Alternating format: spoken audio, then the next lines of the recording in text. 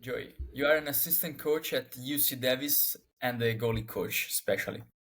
So, my Yes. first question is, do you train only goalkeepers or do you also help the coach with other stuff like video analysis or something else? And second, and mostly importantly, how has the season gone? Uh, yeah, great question. That actually does come up a lot, hearing that I'm a goalie coach and quote unquote just a goalie or only. Uh, no, I'm a full blown assistant coach. That means coaching everything: video analysis, tagging, recruiting, scouting, everything that involves an assistant coach on a staff. When it comes to maybe the practice planning, yes, that is exactly my domain. Um, but things like in the game, I'm on the stat sheet. I'm coaching field players that are on the bench, subbing in and out. Um, just my expertise is day to day on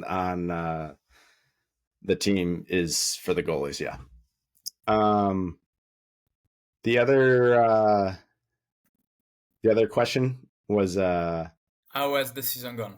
yeah. Well, this past season, not as we had hoped, but we did know we were a very young team, um, so we were gonna see what we can get, as well as it.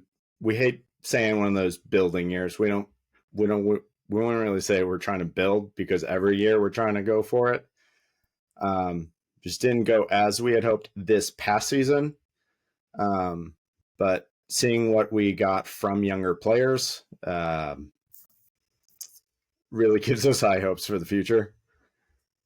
Uh, so yeah, learned a lot as coaching. It's been many years there, so yeah, kind of excited for the future.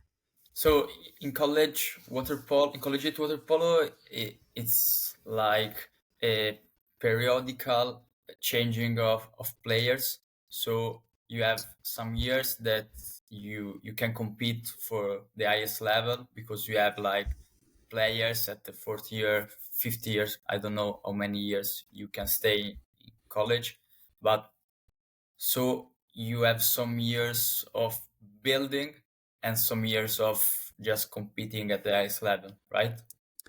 Yeah, it's kind of one thing that's unique about the NCAA water polo league programs is that um, it's not single season to single season because you have the ability to play 4 years of eligibility within a 5 year time span. So you're allowed to take, say, 1 year off from your playing eligibility and redshirt.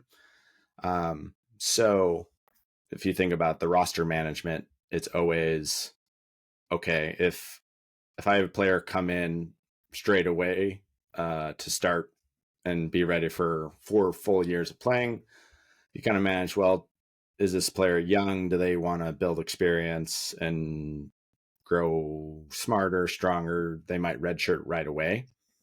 Um, or it might be strategic on a specific academic year that might be uh, heavier. But with that whole dynamic, you know that there are classes of players where this group of players is their first year, this group of players is their last year, this group of players they still have one more year of eligibility.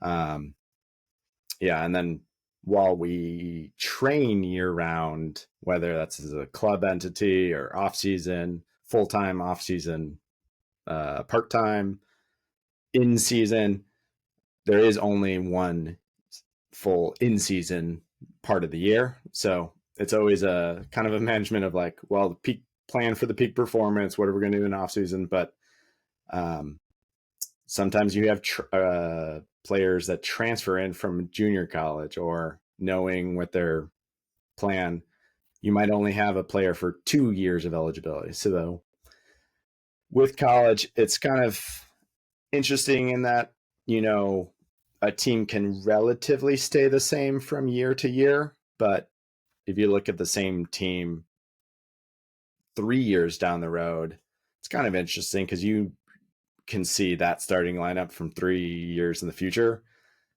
kind of remembering like, wow, that player was far less experienced 3 years ago, or you kind of see how everyone kind of grows and develops, um, which is a lovely thing in college because you get to see young men and women grow, develop as humans, Yeah. as well as, yeah, of course, as athletes. So that's really rewarding. Yeah, that's the best part. So, do you have like a lot of players in your roster at the collegiate level? Because I've seen the final eight, some games, and the bench is like 16 players. So how can you manage uh, this amount of players for the whole season and also into the game? Yeah, that kind of comes into play with that roster management type of dynamic. And man, quite a time to talk about that as well. Depending on, there used to be not really limits depending on your school. So not that everyone was on roster or not that everyone even played, but back in the day, you'd hear stories like 30 years ago, this team would just take all of the high level players, not knowing they wouldn't play. So there wouldn't be enough players, or like they'd try to take them all. But um, currently, as it is, and say just a handful of years ago, your roster limit was somewhat dictated by your school. So this school program, depending on your funding and whatever, you're allowed certain roster spots. And you could take players, but they had to be off roster and they couldn't train, but planning on a year down the road. While other schools have a tighter or looser limit. And now knowing there's rules are being changed and updated with the NCAA, certain restrictions and rosters are getting tighter just to have your players like on roster, let alone playing. So that's kind of been a big change up of, hey, we can't really take all that many players for the roster, even though we've got, so you're always planning on like who's sticking around, who's gonna graduate, plus the uncertainty right now with uh, certain bigger schools, smaller schools having these limits, uh, either conference or uh, the academics, their school program themselves.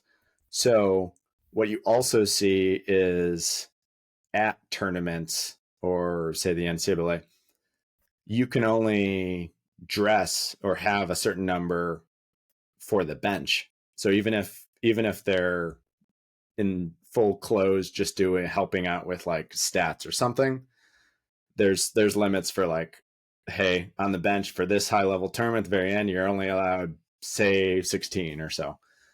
Um, but then also throughout the year, say a full program, like you could have 24 players on your team on roster, but hey, we don't have as much of a travel budget, or you're dealing with hotels and flights, so kind of you budget your finances like, hey, our travel roster is only 16 or 18, but then if you're taking a bus, things can change. So that always um, is at play, but then also that comes into play for recruiting every year. We might be really selective in a recruiting class on a particular year because we know, hey, we only have 3 spots, 4 spots available to even fill. So you're trying to fill the best player to fill that spot, trying to be extra selective, or you have a little bit more room to be able to recruit. You're a native of Chicago and you started water polo there. So I want to ask you, what's the state of water polo there? What's the difference between Illinois and California? And so tell me Yeah. about this. Yeah. Great question. So when full 4 seasons of weather, so you've got snow, rain, fall, winter, summer. Most all of our pools are indoor and they are old. It is a novel thing when a new pool gets built, or because they have to have a full indoor structure as well. So that comes lighting, more expenses, heating, ventilation, all of that. Um, and so most of our pools are shallow deep. You always had to search out a pool that was good enough for a game that was at least all deep. And then you'd see about, like, okay, is it 6 lanes wide? Is it 8 lanes wide? Um, the state of water polo, it's kind of fluctuated. I might say I haven't been back really firsthand all the time throughout the year, just kind of see and experience everything over the past 10 years, but I've been able to make certain camps, clinics every now and then and track how teams are doing.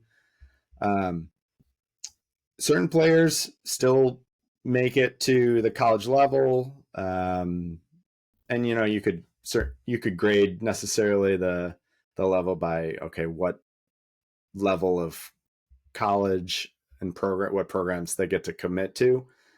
Um, the issue, I think, has been coaches' education and experience. So the more coaches that get experience and stay coaching kind of helps the area. So pools have always been the same issue, but skill levels have fluctuated.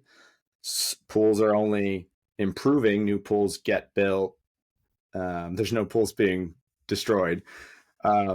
So pools are only getting better. And what's really helped is I've seen players that do graduate and go off to a college, maybe in California, maybe on the East Coast, learn a lot, experience a lot more. They get better. And if they come back home, they're coaching club, they're coaching high school, and bringing what they've learned.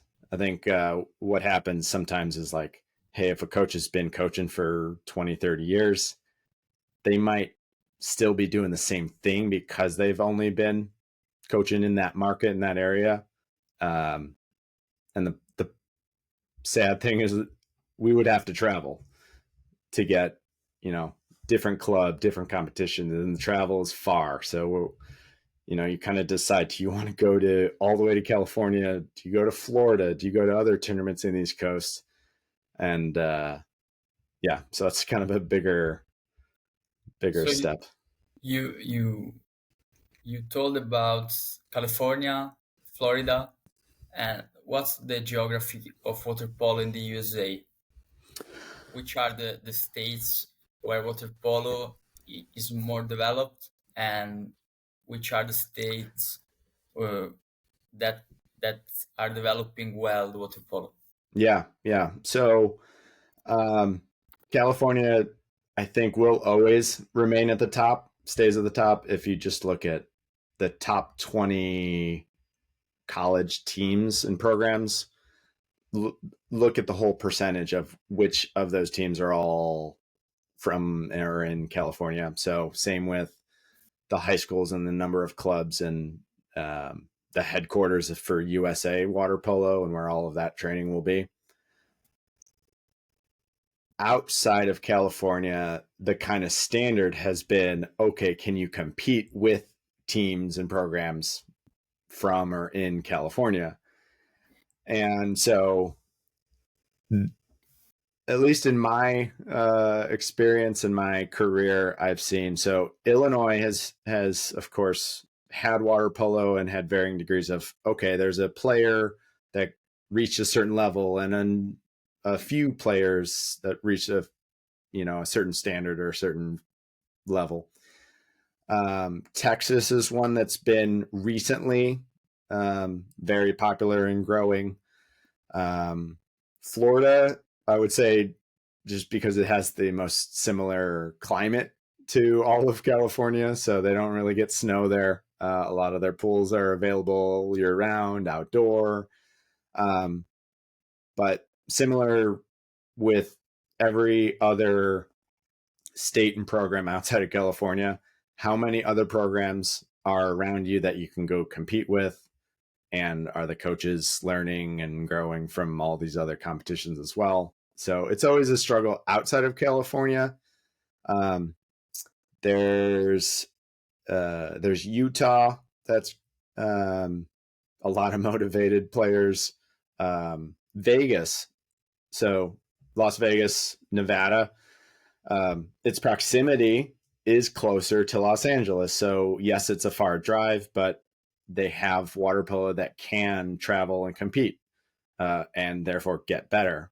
Hawaii is great, but just like other states, though they are an island and a series of islands, they have this similar issue, just like Florida or Illinois or Texas. Or they still would have to travel, and it's still expensive to travel to outside and get more experience and all of that. The Mid Atlantic, the East Coast, all kind of I feel get meshed together just because the geography of those states are smaller, but they're all tighter together. So um, Annapolis has Navy, Pennsylvania, um, Connecticut has a good program up there. Um, but yeah, but they've got, it's a matter of, I think the varied different competition you get to compete against and learn from and see and experience. It's kind of why the goal at many levels is to either get to California, go compete in California, or kind of reach the level of California. So everywhere kind of outside is like the more is more water polo, more competition, more coaches, more pools, more is more.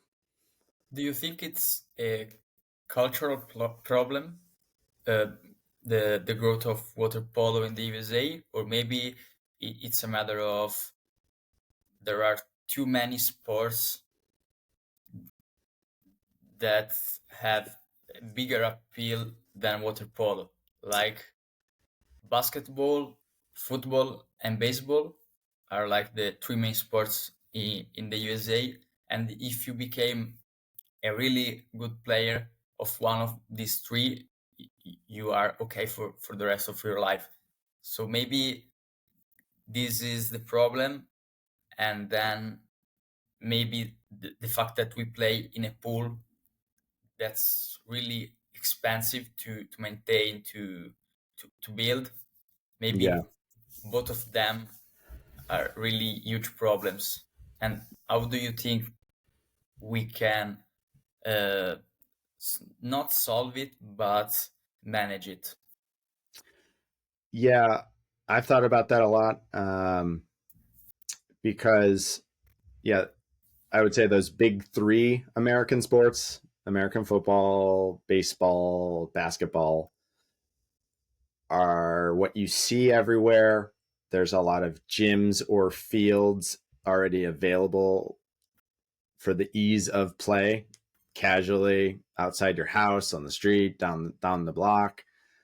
Whereas, yeah, water polo does require water and a pool. But the good thing is, I mean, just to get beyond that simple, I guess, hurdle, or I don't know, not complaint, but excuse, is there are pools. There are swimming pools everywhere. I think the introduction helps. I've had in-laws, family members who have never seen high-level water polo.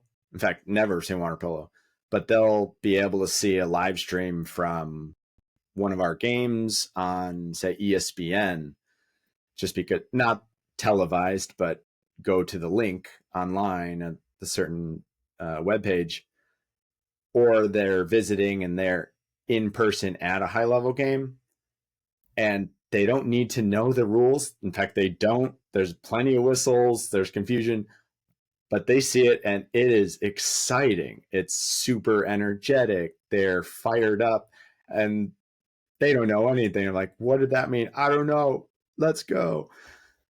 And it's good at least to get an introduction, because I got into the sport because it was more fun than swimming. I was like, I saw something.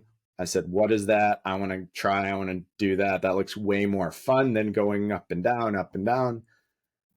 And give any kid a ball in water and just some kind of game. Splash ball is a great introduction, and they get hooked. All you have to do is do that maybe a few times a year, or keep them in, maybe keep it fun, but year after year as they get older, and then they see, oh, there's a different level. I can be more serious if I choose.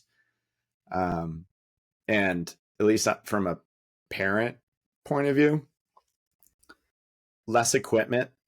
As long as the pool is secured, you need a swimsuit.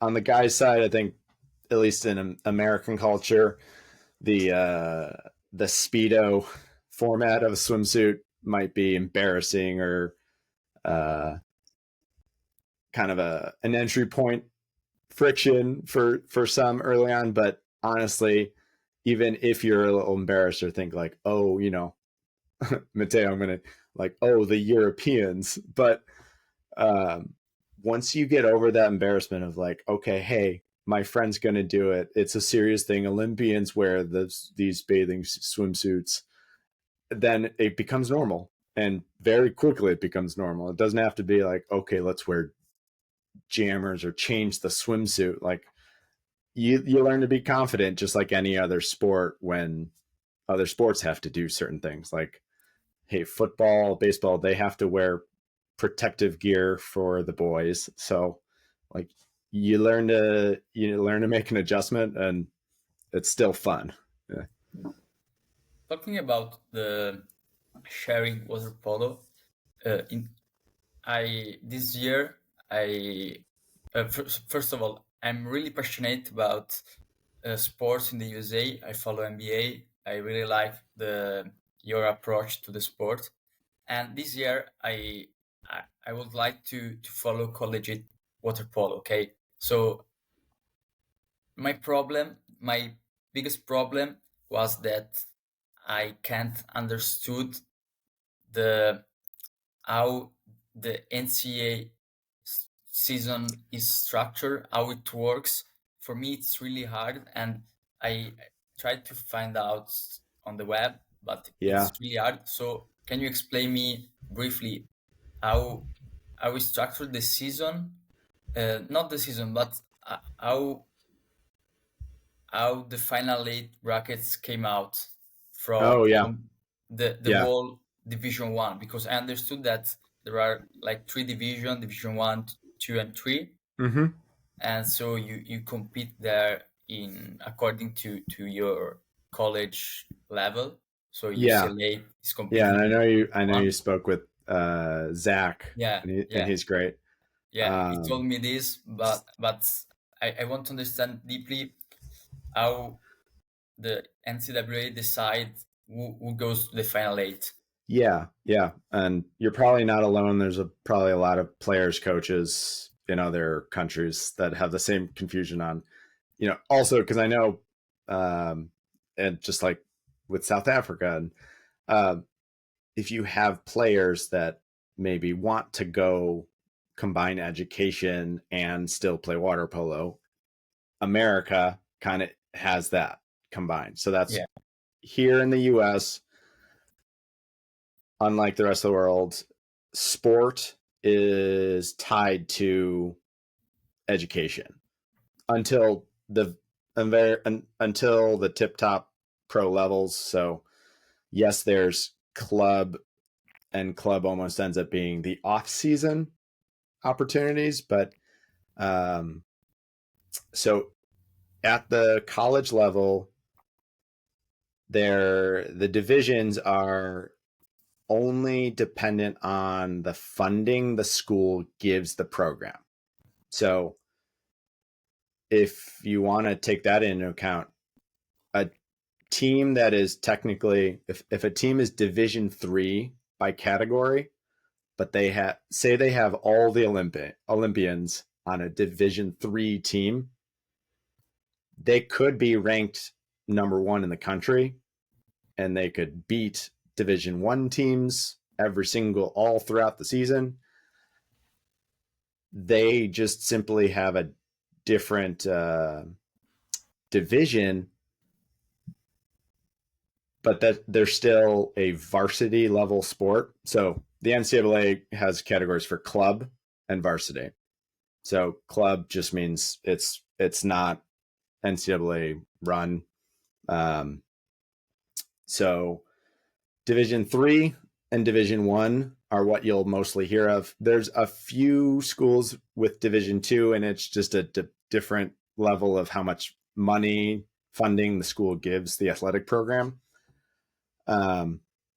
So Division 1, there is quote unquote full funding for athletic teams, all the different teams in all of their different programs. So men's and women's sports, and which sports your school does have.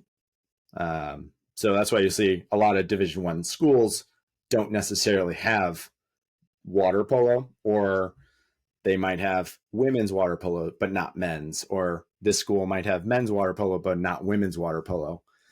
And so the format for the men's NCAA season is a fall sport. So preseason, first games all are at the end of summer, mid-August, and they run tournaments are all kind of earlier in the season, and then head-to-head games, conference games, conference championships towards November, kind of the end of November. And then the NCAA tournament, national championship bracket tournament, is always the first weekend of December.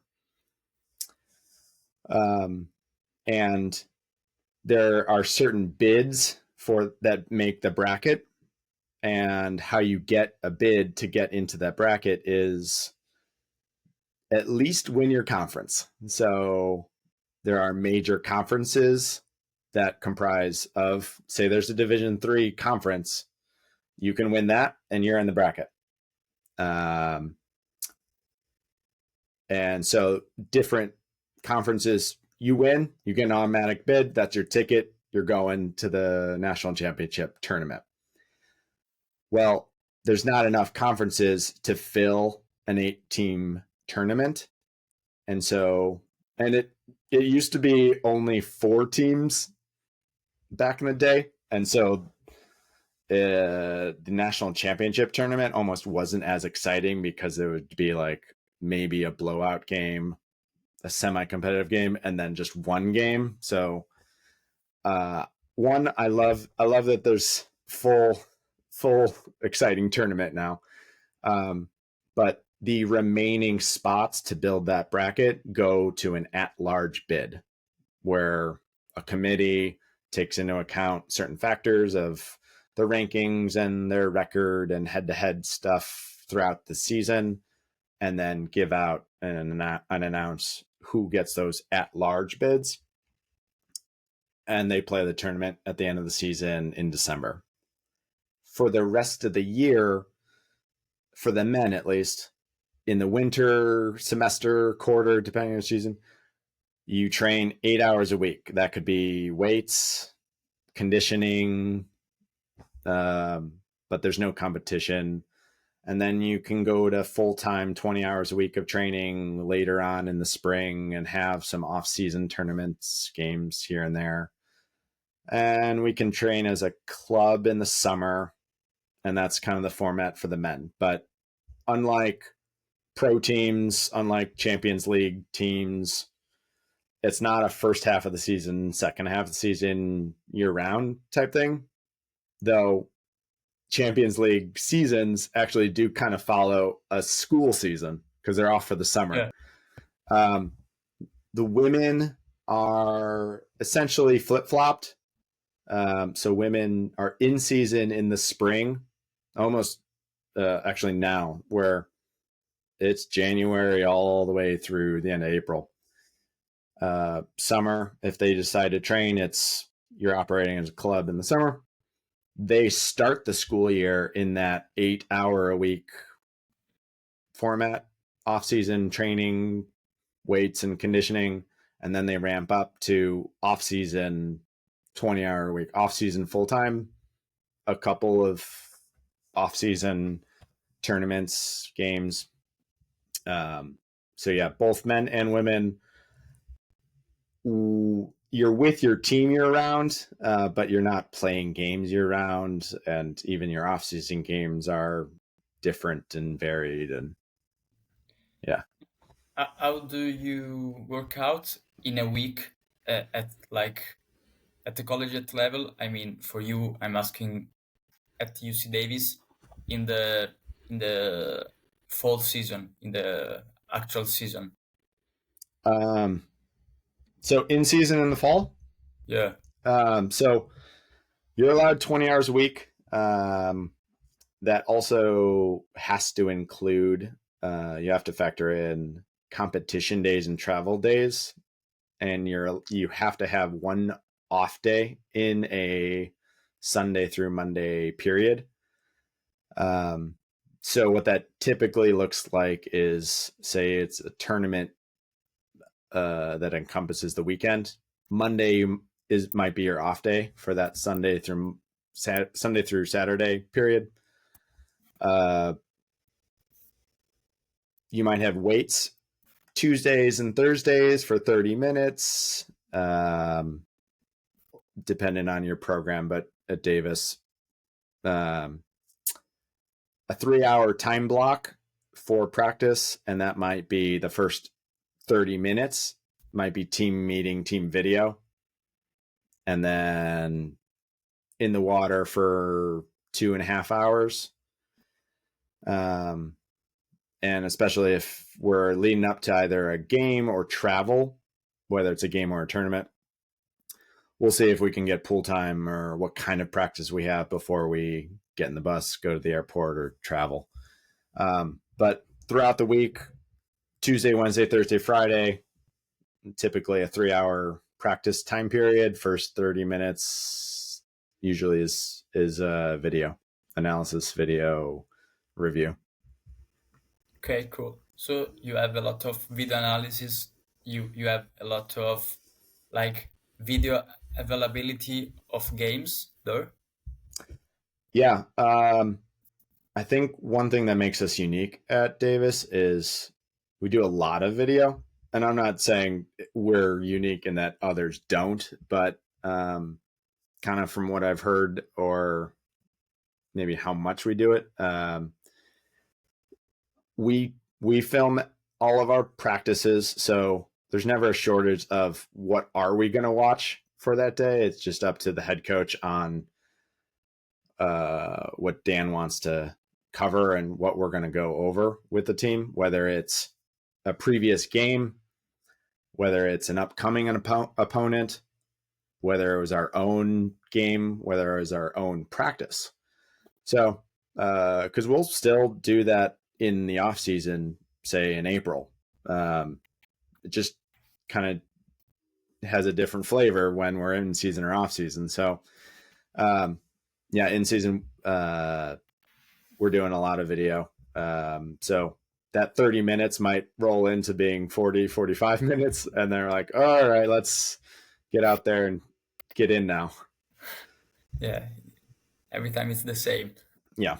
So changing drastically topic, I want to ask you something about the goalie coaching job, because I'm really interested in, because I've never played as a goalie. So for me, it's really hard to coach a goalie.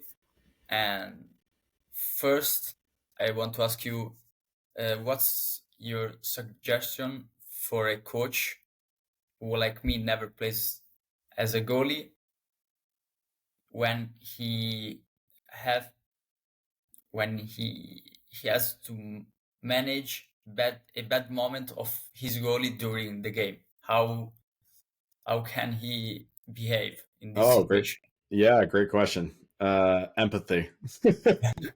Empathy. Know that it must suck.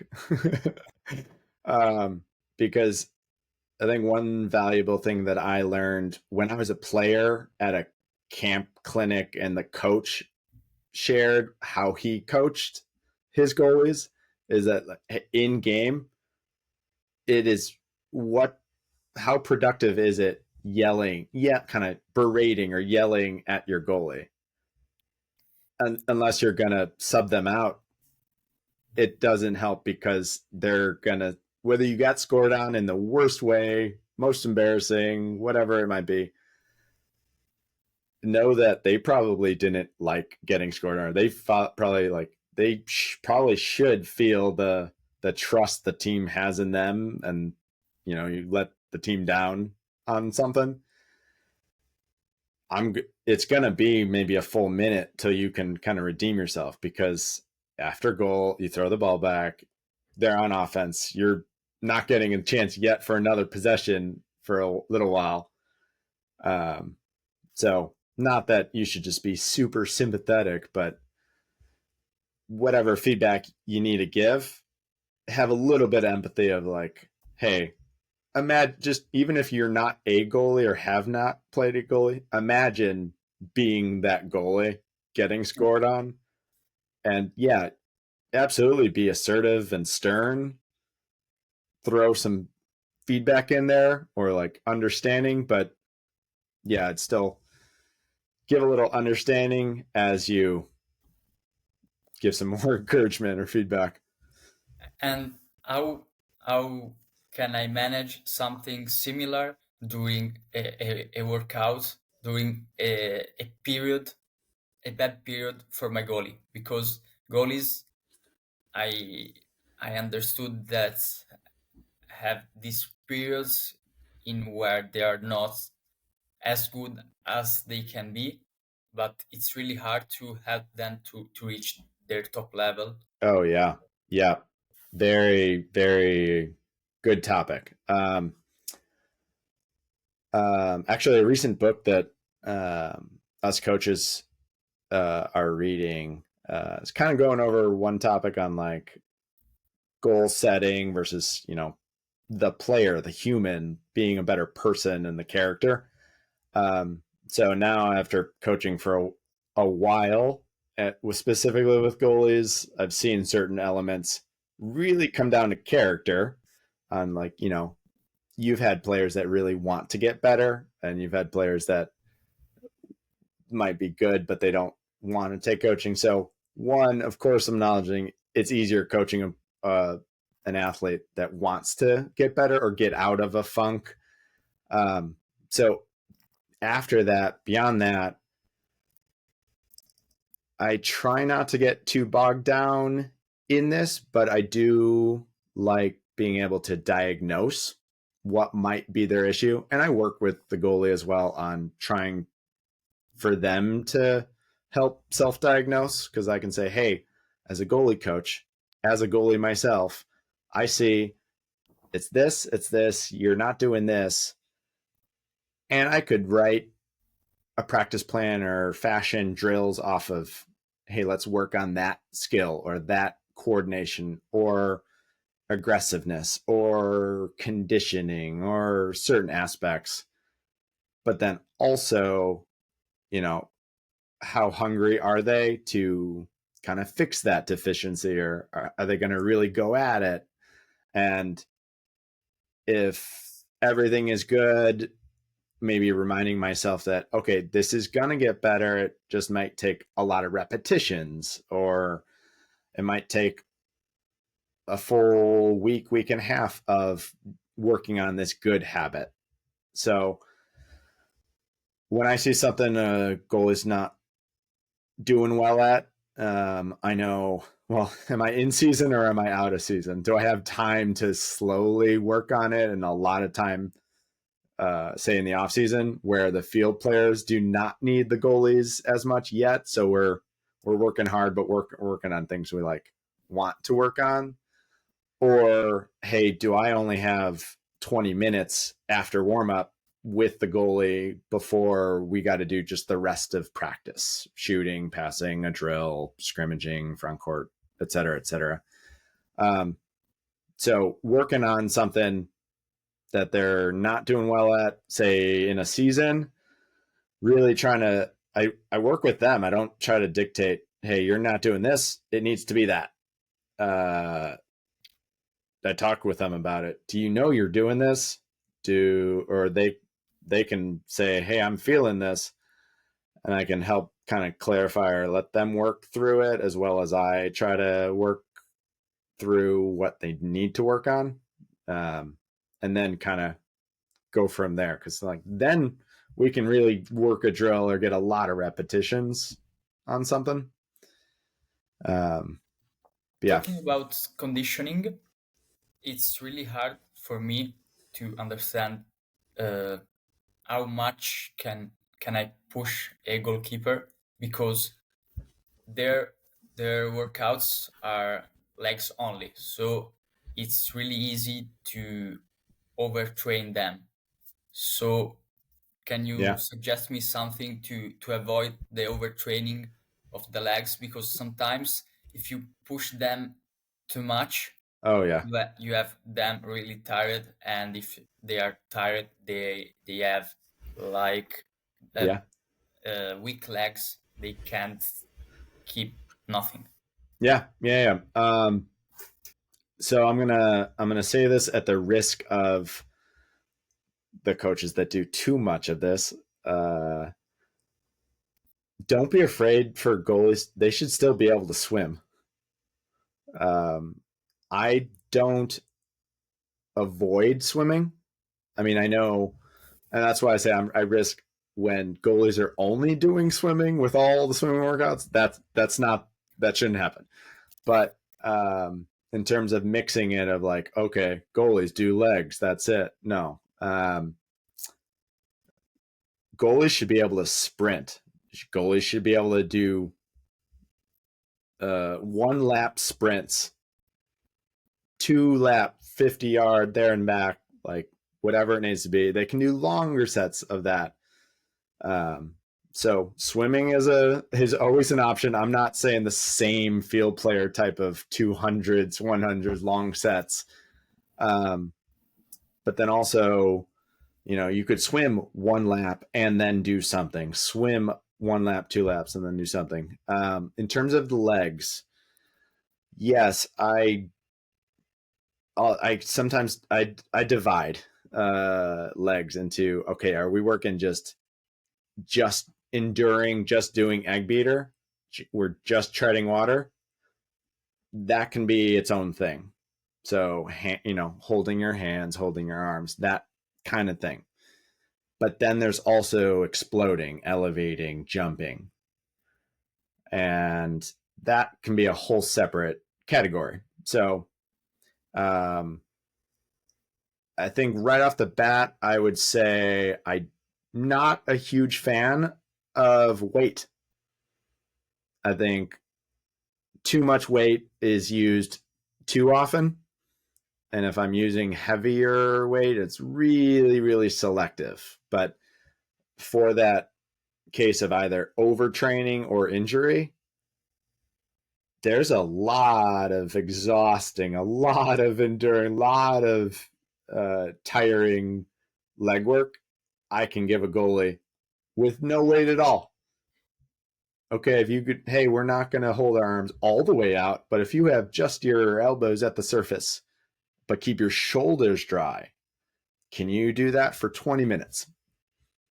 That's exhausting, right? Yeah, You don't need any weight. I'm not involving yet jumping or elevations from that position, but I can as well. Okay, now put your hands down if you're working on your explosiveness.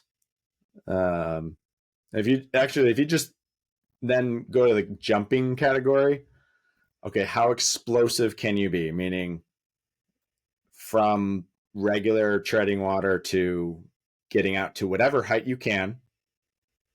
How fast can you do that? Now that's one category. Then how fast can you react? So if you say like go or on a whistle, how fast can they react and then do that? Because they could be not explosive, but react really fast to a whistle. So your explosiveness, your reaction to it, but then also, okay, what about your height? Say I can get all the way out to my bathing suit. I can reach and touch those flags that the swimmers have up on the pole, but it takes me long to get there. Or I can be fast out of the water. I can react on your whistle, but wow, I can't really get very high. So you can work on big, like just jumps, jump more. Uh, lots of jumps. You can like, take your time, tell them, hey, one at a time, get out to maximum height. Or then you can say like 10 in a row. That's a different type of exhaustion. You can say everything's on your whistle and they could only do 10, but you could have them ready to react, waiting for 5 seconds, 7 seconds, and then a whistle, and then 10 more seconds of readiness. So, um, and then, hey, if you want to combine certain things, but yeah, if you want to think about like overtraining, okay, is it just holding a certain height and doing legs? Is it cardio and sprint type jumps and exhaustion? Don't be afraid to also swim, flutter kick as well. Okay, so last topic that I want to cover with you is the following. I've seen that you are involved in BUPA clinics, and so I want to ask you, how are they going, and why would you suggest a clinic for a young athlete?